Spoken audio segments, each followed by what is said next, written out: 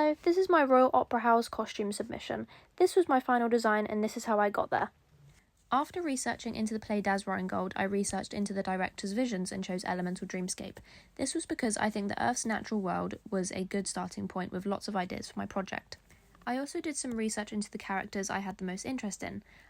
I then did some research on my chosen element being water, looking into the different colours the oceans can be and the shapes waves create. I ended up choosing Freya, the goddess of youth, to inspire my garment on.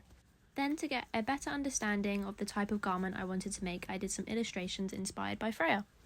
I wanted my costume to be Victorian inspired, so I looked into the use of bum rolls to accentuate the woman's body, as they used these a lot in the 1860s.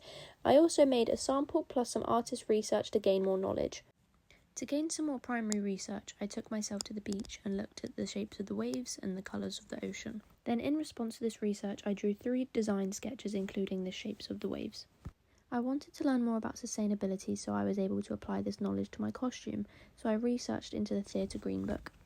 I used this research for my recycled bias binding and making my garments sizing adjustable. I then did lots of research on how I could make my costume the most practical for a performance, and then I created my final design idea. The skirt was inspired by the layers of the waves being water and sea foam, and the colours were inspired by the different colours of the oceans globally. I used lace to also show the innocence and playfulness of Freya's character. Thank you for listening and watching.